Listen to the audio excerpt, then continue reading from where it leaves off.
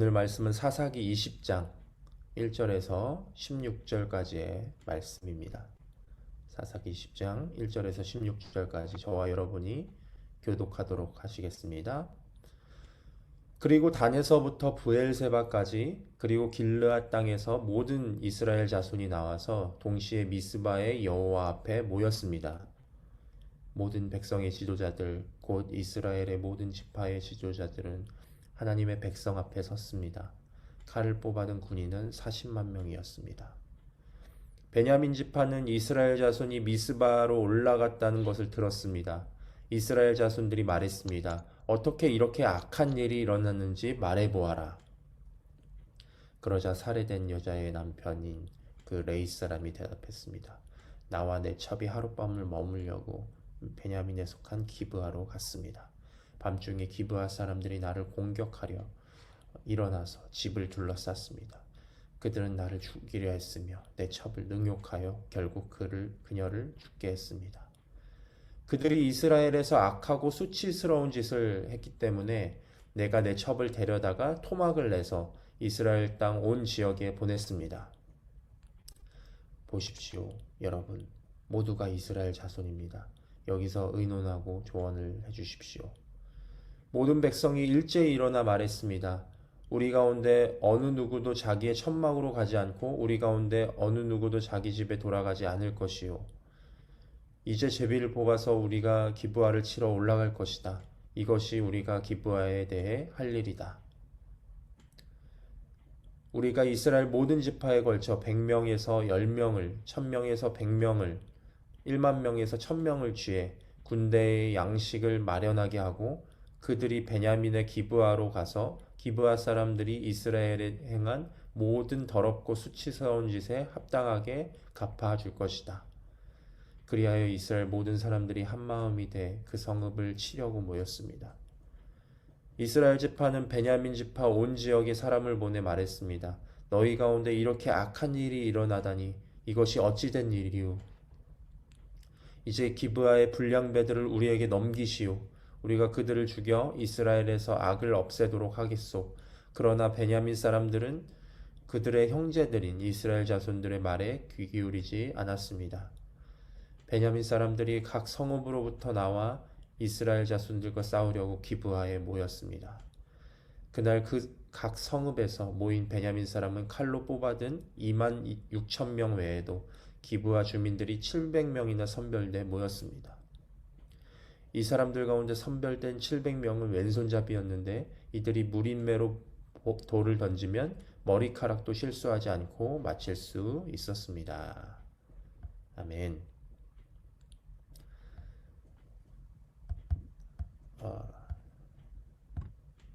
오늘 본문을 들어가기 전에 어제 본문을 다시 한번 리마인드하고 본문을 봤으면 좋겠습니다.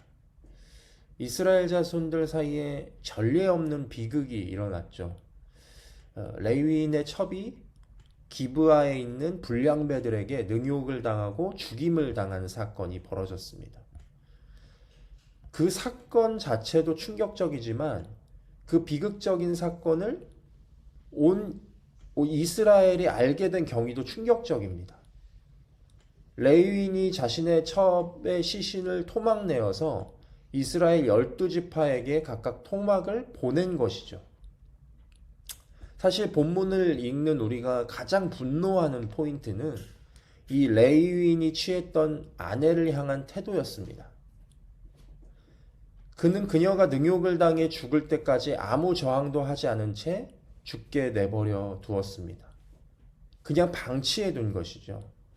누구보다 아내를 보호하고 지켜주어야 할 남편이 자신의 안위를 위해서 아내를 죽게 만든 것입니다.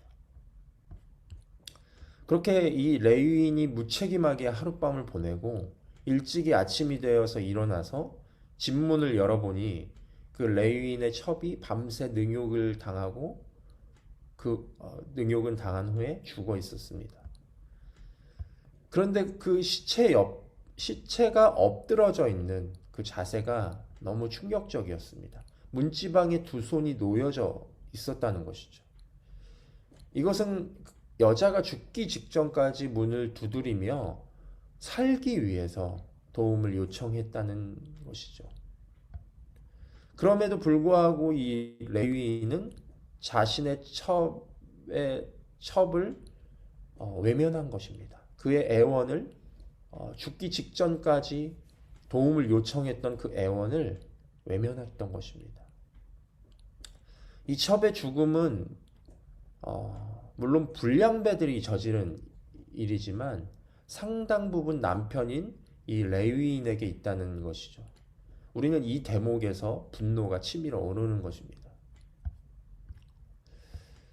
그러나 이 레위인은 어떤 반성을 했다거나 안타까워했다는 구절을 찾을 수 없습니다. 그는 너무나 섬뜩하게도 자신의 아내의 시신을 가져다가 12토막을 내고 12지파에 보내며 오히려 피해자 코스프레를 하고 있는 것이죠. 사실 이 시신을 토막내어서 보내는 행위는 이방 민족들이 전쟁을 선포할 때 쓰는 방식이었습니다. 이 시각적으로 잔혹하게 죽임을 당한 시신을 이용하여서 분노를 극대화시키고 전의를 돋게 하는 그래서 싸우기 위한 그런 야만적인 전략 중에 하나입니다. 그런데 지금 이 방법을 이스라엘의 제사장 가문 사람 레위인이 자신의 첩의 시신을 가지고 이 일을 행했다는 사실입니다. 어떻게 이렇게 할 수 있을까요? 자신의 아내를 죽게 내버려 둘 뿐만이 아니라 이스라엘의 모든 지파에게 자기 아내의 시신의 토막을 보내면서 자신의 악을 덮어둔 채로 그들의 분노를 조장하여 기브아 사람들을 고발하며 선동하고 있는 모습을 보게 됩니다. 그 광경을 본 사람들이 이렇게 말했죠. 이스라엘 자손이 이집트 땅에서 나온 그날 이후로 오늘날까지 이런 일은 없었고 본 적도 없었다. 도저히 상상할 수 없는 기가 막힌 일이 벌어진 것입니다. 이미 이스라엘 백성들이 분노가 극에 달하여 거의 악에 받쳐 있는 것이죠. 정말 참담하고 이 본문을 읽는 우리들 또한 분노가 일어나는 사건이 아닐 수 없습니다. 이 레위인은 제사장 지파의 자손들입니다. 하나님께 드리는 제사를 집행하고 누구보다도 하나님의 말씀의 법도를 준행해야 할 이 레위인이 자기 살자고 자기가 사랑하고 보호해야 할 아내를 죽게 내버려둔 것이죠. 사사기 저자는 지금 이 레위인의 행태를 의도적으로 상세히 기술하고 있는 것이죠. 지금 이 사건은 당시 이스라엘 레위인 가정에 일어난 단순한 비극적인 사건이 아닙니다. 지금 이 사건은 현재 이스라엘의 영적인 상태를 그대로 대변해주고 있습니다. 자기 소견에 옳은 대로 행하며 서로를 능욕하고 죽이기를 서슴지 않고 가족이 죽임을 당해도 모른 척하는 율법의 의가 완전히 무너진 처참한 상태를 보여주고 있습니다. 때문에 이러한 전무후무한 악행이 벌어져도 이상하지 않은 것이죠.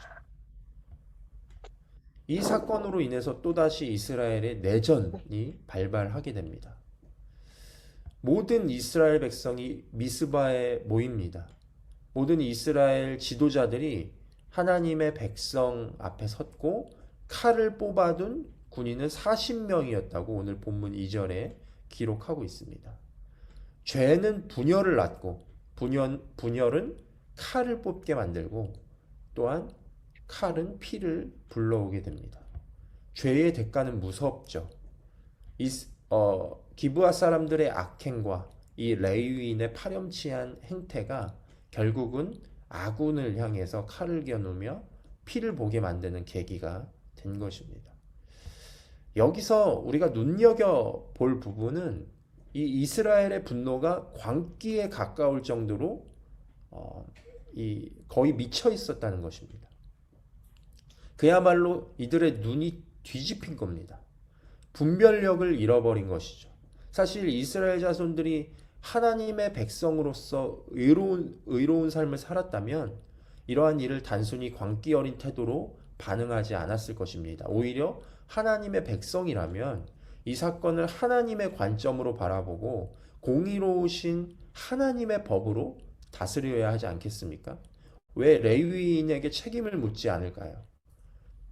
먼저 이 사람들이 분노하기 전에 이 레위인을 오히려 레위인을 고발하고 레위인의 책임을 물었어야 하는데 그러지 않고 이방 나라에서나 사용하는 그런 전쟁 선포 방식을 그런 잔혹한 방식을 택한 그 레위인의 책임을 묻지 않았습니다.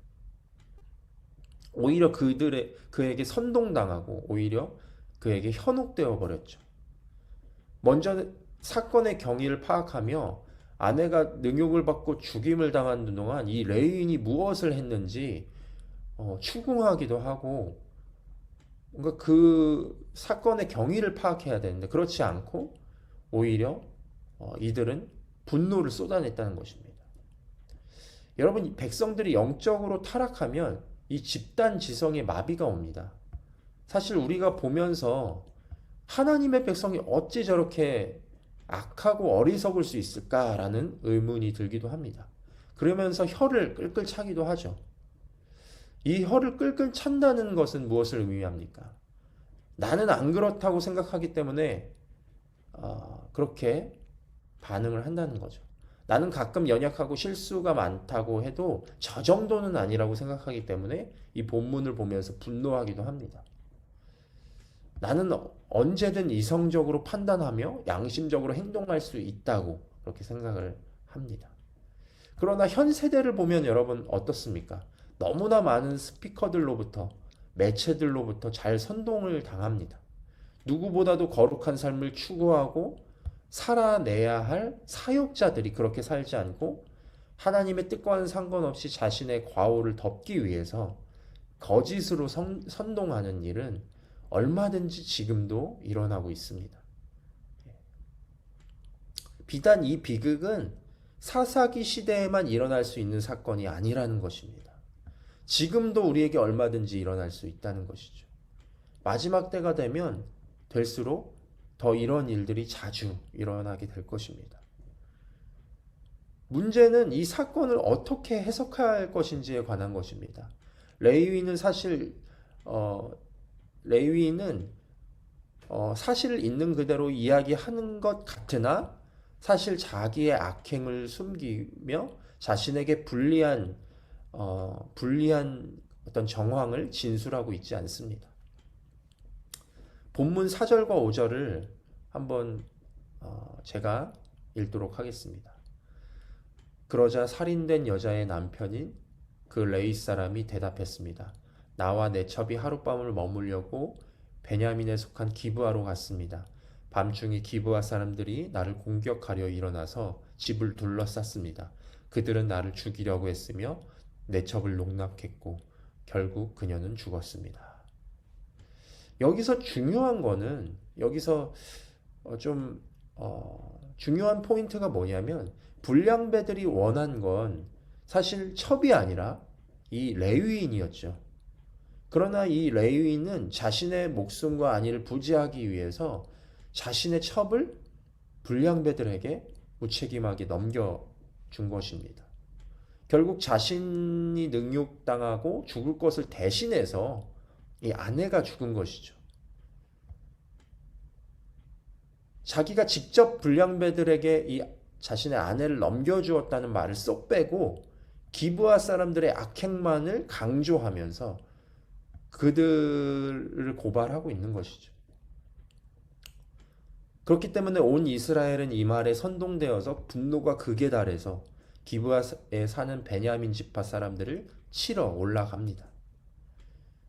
사실 율법에 의하면 죄를 확정하기 위해서 두세 사람의 증언을 들어야 한다고 신명기 19장 15절에 기록하고 있습니다. 그러한 과정도 없이 이 레위인의 말만 듣고 동족을 치러가는 이스라엘의 모습을 보게 됩니다. 기브아 사람들의 악행과 레위인의 선동과 이스라엘 사람들의 무지가 섞여서 상황은 걷잡을 수 없이 악화되고 폭력과 살육이 일어나게 되는 것입니다.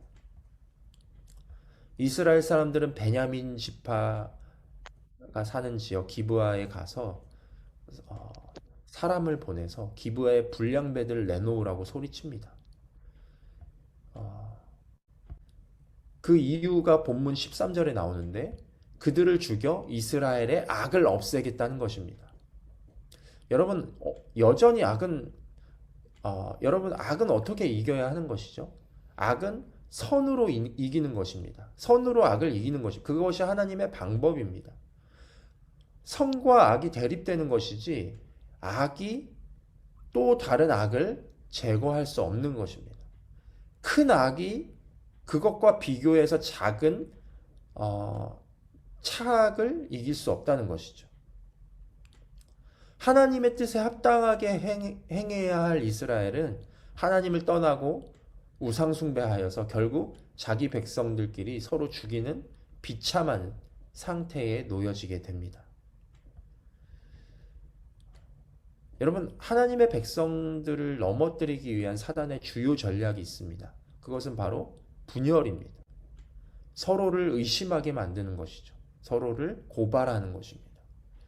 예수님은 하나님의 백성들에게 서로 사랑하라는 계명을 주셨는데 점점 때가 악할수록 사랑이 식어지게 되어 있습니다. 서로 사랑하지 않기 때문에 다른 사람을 위해 희생하고 서로 책임지기를 싫어하죠. 그 대상이 가족이라도 말입니다. 이 사사기의 비참함이 지금 우리의 삶의 현장에도 나타날 수 있다는 사실입니다. 그러므로 우리는 악을 악으로 맞서면 안 됩니다. 우리에게는 하나님이 필요합니다. 전적인 타락의 길을 걷는 이 사사기 이야기를 통해서 우리에게 말씀하시는 것은 하나님을 잃어버린 백성들은 망한다는 사실입니다. 자기의 소견대로 행하는 자기의 소견에 옳은 대로 판단하고 악을 악으로 맞서지 않고 오직 하나님만 바라보며 겸손히 하나님의 말씀대로만 행하는 저와 여러분이 되시기를 간절히 소망합니다. 불의한 세상에 맞서서 의롭고 정직하게 행하며 사랑으로 행하시는 우리 모두가 되었으면 좋겠습니다. 이 레위인처럼 무책임한 것이 아니라 마땅히 사랑해야 할 사람을 사랑하는 것, 마땅히 우리가 마땅히 행해야 할 것들을 행하는 것, 우리가 하나님의 말씀대로 순종하며 이 어두운 시대를 헤쳐나가는 것, 그것이 우리의 삶에 필요한 줄 믿습니다. 이 시간 우리 함께 말씀을 기억하시면서 기도하시면서 나아가시겠습니다.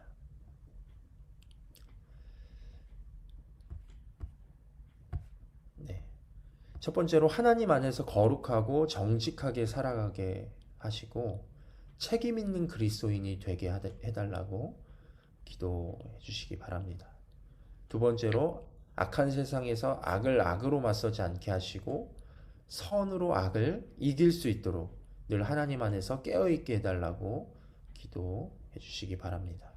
마지막 세 번째로 이 마지막 때의 여러 소문, 난리와 소문에 선동되지 않게 하시고 어떤 매체들이 많이 있죠. 뭐 인터넷으로, 뉴스로, 또한 소문으로 많은 소식이 들려오는데 거기에 선동되지 않게 하시고 영원히 불변하시는 하나님의 말씀만 붙잡고 살아가게 해달라고 기도하시기 바랍니다. 이 세 가지 기도 제목을 가지고 우리 함께 통성으로 기도하시겠습니다.